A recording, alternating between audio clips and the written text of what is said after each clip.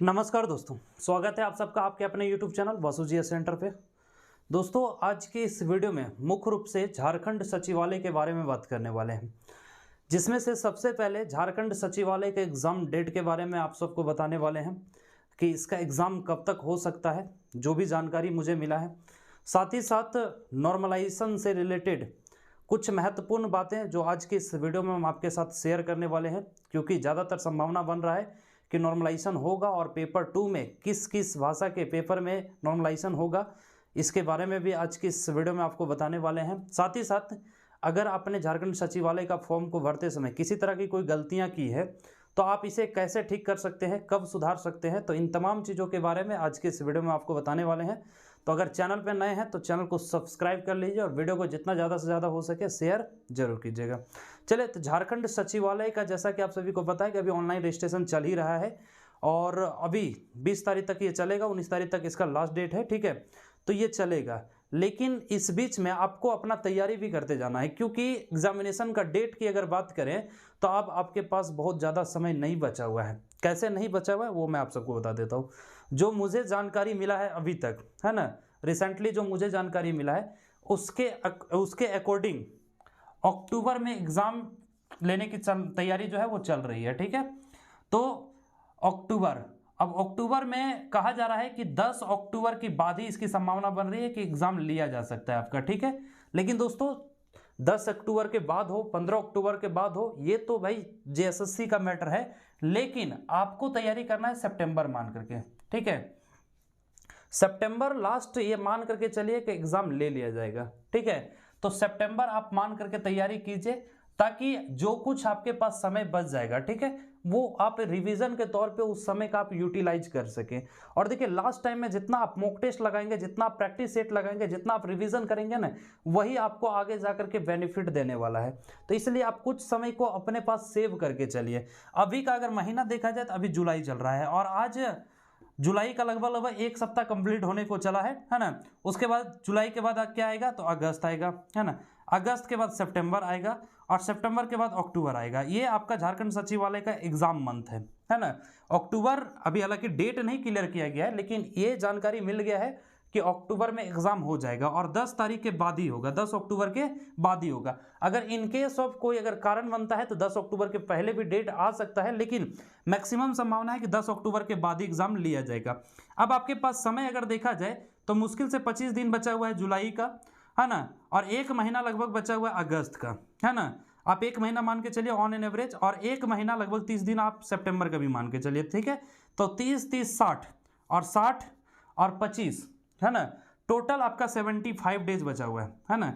अब 75 डेज में आप 15 दिन को आप रिजर्व मान के चलिए अपने प्रैक्टिस के लिए या फिर रिवीजन के लिए, मतलब तैयारी हेतु सिलेबस को कंप्लीट करने के लिए टोटल आपके पास लगभग 60 डेज, मतलब 60 डेज, मतलब 2 मंथ का समय आपके पास बचा हुआ है ना।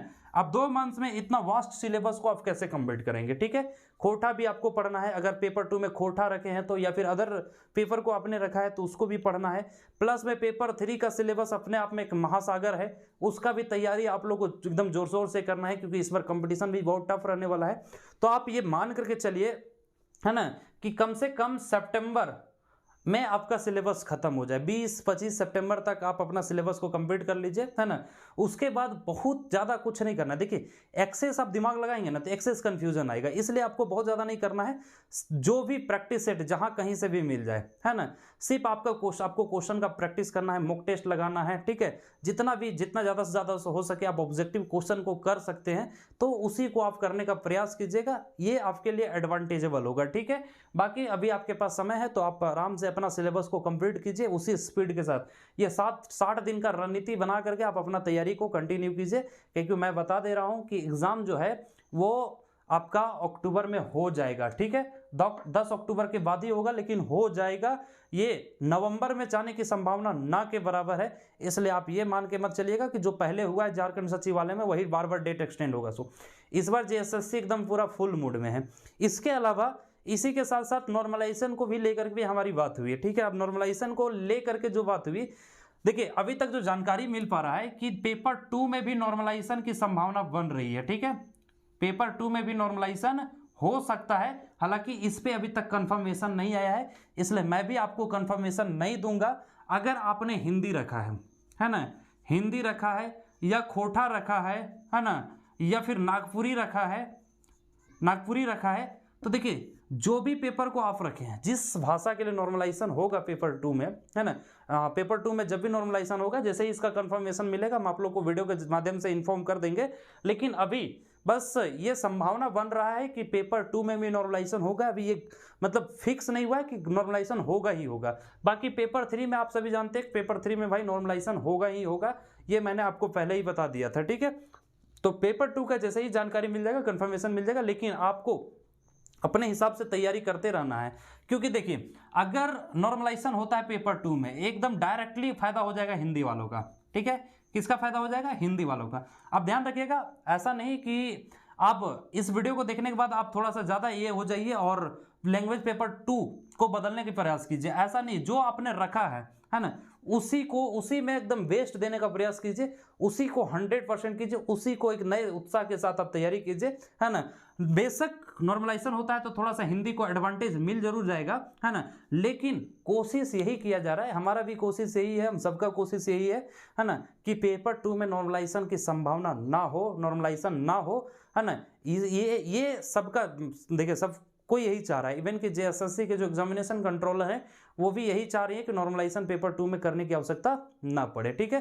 तो इसलिए अभी मैं इस पर कंफर्मेशन नहीं दूंगा, बहुत जल्द इस पर अपडेट मैं आप सबको दे दूंगा। अब देखिए तीसरा जो सबसे बड़ी समस्या आ रही है, क्योंकि ऑनलाइन रजिस्ट्रेशन के क्रम में बहुत सारे हमारे ऐसे मित्र हैं जो छोटी छोटी गलतियां को कर दी हैं। जैसे कहीं कहीं कुछ ऐसे दोस्त हमारे ऐसे हैं जो एड्रेस में स्पेलिंग का मिस्टेक कर दिए हैं, है ना। तो जो भी प्रॉब्लम आपके साथ हुआ है या फिर जो भी गलतियां आप किए हैं, तो ध्यान रखिएगा, जब साइट को करेक्शन के लिए खोला जाएगा ना, है ना, 2 दिन या 3 दिन के लिए शायद खोला जाता है ना, तो इस समय को आप ध्यान रखेंगे। जैसे ही साइट करेक्शन के लिए खोला जाएगा तो रिकरेक्शन वहाँ पे कर लेंगे आप। हालांकि जब भी ये डेट बताया जाएगा या फिर जो भी डेट होगा वो हम आप लोग को इन्फॉर्म कर देंगे। तो वहाँ पे आपको ध्यान रखना होगा कि अगर आपने नेम, है ना, देखिए क्या क्या आप नहीं बदल सकते हैं। Name, date of birth, mobile number नहीं बदल सकते हैं, और आपका ईमेल आईडी नहीं बदला जा सकता है, ठीक है। ईमेल आईडी आप नहीं बदल सकते हैं। ये 4 चीज को छोड़ करके बाकी चीजों को आप बदल सकते हैं। ध्यान रखिएगा, name, date of birth, mobile number, email ID, इन चारों चीजों को छोड़ करके बाकी तमाम चीज को आप बदल सकते हैं। तो जब भी रिकरेक्शन के लिए फॉर्म, मतलब रिकरेक्शन का जब मौका मिलेगा, हम आप सबको इन्फॉर्म कर देंगे। 2 दिन का समय रहता है, आप अपने लॉगिन आईडी से उसे लॉगिन करके और वहां पे एडिट कर सकते हैं, जाकर के करेक्शन कर सकते हैं, ठीक है। तो जो भी दोस्त इस चीज को लेकर के परेशान हो रहे हैं, आप बिल्कुल भी परेशान ना हो। अब आइए, आपके पास जो समय बचा हुआ है उसको आप कैसे यूटिलाइज कर सकते हैं। देखिए एकदम दोनों पेपर को इंडिविजुअली मैं समझाने का प्रयास करता हूं। सबसे पहले पेपर 2 की अगर आप बात करते हैं, ठीक है। पेपर 2 अगर नॉर्मलाइजेशन नहीं होता है तो, और नॉर्मलाइजेशन होता है तो, दोनों तरीके से समझिए। पेपर 2 में सपोज कि आपने अगर खोटा रखा है ना, तो खोटा रखा है तो देखिए खोटा वालों के लिए मैं बता देता हूं, है ना, नॉर्मलाइजेशन वगैरह को दिमाग में रख करके अभी मत चलिए, जब आएगा तो हम आपको बता देंगे। लेकिन नॉर्मलाइज ये खोटा पेपर अगर आप रखे हैं तो अगर 90 से 95 क्वेश्चन को आप नहीं कर रहे हैं ना, 90 से 95 क्वेश्चन अगर इतना आप सही नहीं कर रहे हैं, तो आप मान के चलिए कि रिजल्ट में फिर आप गड़बड़ा जाइएगा। क्यों गड़बड़ा जाइएगा? क्योंकि अगर पेपर 3 को देखा जाए, है ना, पेपर 3 एक तो सिलेबस बहुत बड़ा है, ठीक है। सिलेबस इसका क्या है, तो वास्ट है, मतलब बड़ा सिलेबस है। दूसरी बात है कि अचानक विज्ञापन आने के बाद अब समय कम मिल रहा है। देखिए ऐसे हालांकि देखा जाए तो समय आपके पास बहुत था, लेकिन उधर क्या था कि कंफ्यूजन का स्थिति बना हुआ था, जिस कारण से लोगों को पढ़ने में मन नहीं लग रहा था। इवन कि लोगों के मन में ये भी आ रहा था कि क्या झारखंड सचिवालय क्लियर हो पाएगा या नहीं क्लियर हो पाएगा, ठीक है। तो इसलिए पढ़ने में मन नहीं लग रहा था, और वो डेडिकेशन के साथ, उस इंटेंशन के साथ पढ़ाई नहीं हो रही थी। अभी जो आप पढ़ रहे होंगे इस इंटेंशन के साथ पहले पढ़ाई नहीं हो रही होगी आप लोग से, ठीक है। ये हकीकत है, आप बोले या ना बोले, बताइए, पहले पढ़ाई हो रही थी, नहीं हो रही होगी। तो इस चीज को आप ध्यान में रखिएगा, जो आपको समय दिया गया है उसी में एकदम वेल तरीके से, बेहतर तरीके से। क्योंकि देखिए फॉर्म, नंबर ऑफ अगर फॉर्म देखा जाए, हालांकि कट ऑफ की बात अभी हम नहीं करेंगे, है ना, कट ऑफ के लिए एक अलग वीडियो बना देंगे, और वो भी तब बनेगा जब टोटल फॉर्म कितना गिरता है ये देखने योग्य होगा, ठीक है। उसके बाद ही कट ऑफ डिसाइड किया जा सकता है, एक्सपेक्टेड कट ऑफ क्या होगा। तो नंबर ऑफ फॉर्म अगर मान ले कि 6-7 लाख जाता है ना, हालांकि इससे ज्यादा ही जाएगा, इससे कम नहीं जाएगा।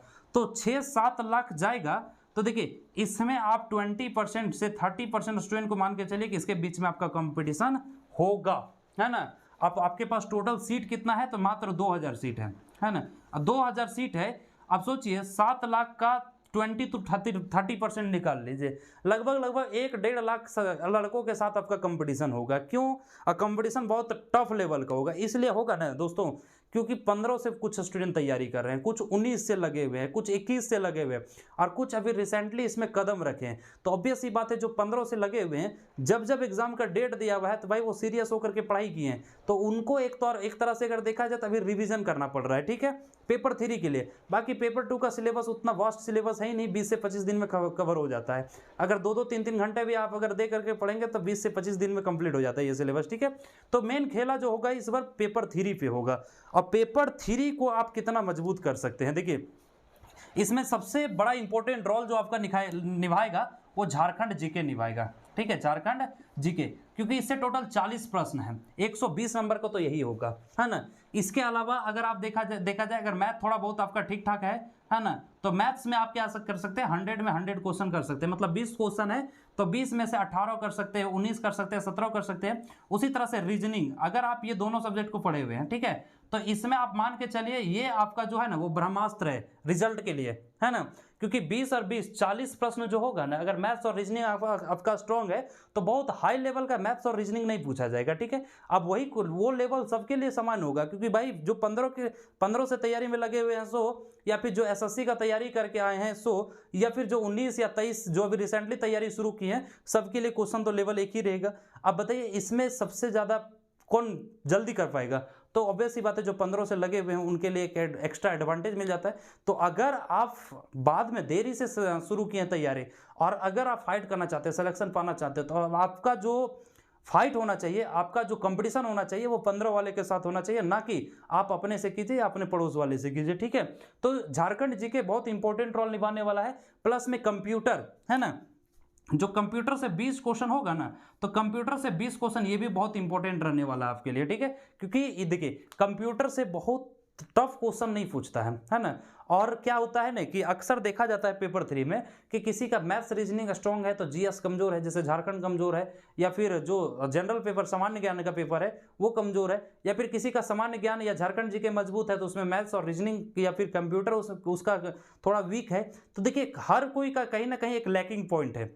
अब आपको क्या करना है कि हर एक पॉइंट, ताकि आपका कोई एक लैकिंग पॉइंट ना रह जाए। देखिए हर एक स्टूडेंट जो छटेंगे ना, उसका बस एक ही कारण होगा कि पेपर 3 में कोई ऐसा पोर्शन होगा जिसमें वो लैक करेगा और उसको अपना रिजल्ट नहीं बना पाएगा। आप अगर इस चीज़ को आप मान के चलते कि मैथ्स अगर नहीं पढ़ेंगे तो भी रिजल्ट हमारा हो जाएगा, तो आपकी ये सबसे बड़ी बेवकूफ़ी है, या फिर कंप्यूटर नहीं पढ़ेंगे तो भी आपका रिजल्ट हो जाएगा, तो ये भी सबसे बड़ी बेवकूफ़ी है ना। इसलिए सारे चीज़ों को एकदम सब कुछ को, सारे पोर्शन को इक्वली आपको तैयार करना है, तो उसके सारे पोर्शन को इक्वली ट्रीट करना है सारे पोर्शंस के साथ, ठीक है, तब जाकर के मेरिट तक आप पहुंच सकते हैं, तब आपका जो सिलेक्शन का चांसेस है वो बढ़ेगा, है ना। तो पेपर 2 तो आपको ध्यान में रखना ही रखना है, पेपर 3 एकदम दिमाग में बैठा लीजिए, पेपर 3, क्योंकि भाई पेपर 2 जितना आसान आपके लिए है ना उतना आसान सबके लिए है। पेपर 3 चूंकि सिलेबस बड़ा है, किसी को नहीं पता है कि क्वेश्चन कहाँ से आने वाला है, किस तरह से आने वाला है ना, तो ये खेला होगा, यहाँ से खेला होगा। इसलिए मैं आप सबको अलर्ट कर दे रहा हूं कि अभी भी 2 महीने का समय है, अगर फाकीबाजी शुरू कर दी है या फिर आपको अगर ऐसा लग रहा है कि आराम से पढ़ेंगे तो हो जाएगा, तो इस बार भाई जेएसएससी आपको कोई मौका नहीं देने वाला है, और फिर बाद में आप हाथ पे हाथ रखे रह जाएंगे, पछताते रह जाएंगे। फिर आगे पता नहीं सचिवालय कब आएगा या फिर झारखंड का वैकेंसीज कब आएंगे, अभी आया है तो भाई बटोर लो, क्योंकि आपका कंपटीशन बाहरियों के साथ भी होने वाला है, ठीक है। तो इन छोटी छोटी बातों को आप उम्मीद करते हैं ध्यान में रखेंगे, और इसी एग्ज़ाम डेट को ध्यान में रखते हुए आप आगे की तैयारी करेंगे, ठीक है। तो उम्मीद करते हैं, बाकी जो भी डाउट अगर आपको रह जाता है, किसी तरह का कोई डाउट अगर रह जाता है, किसी तरह का कन्फ्यूजन है, तो आप हमें इस नंबर पर व्हाट्सअप कर सकते हैं। अभी आपका कॉल नहीं लगेगा, है ना, लेकिन आप इस नंबर पे हमें व्हाट्सअप कर सकते हैं। कोशिश करेंगे कि आपकी परेशानियों को मैं दूर कर दूं, ठीक है। तो उम्मीद करते हैं सब कुछ समझ में आ गया होगा। मिलेंगे इसी तरह के नए वीडियोज़ के साथ, तब तक के लिए जय हिंद दोस्तों।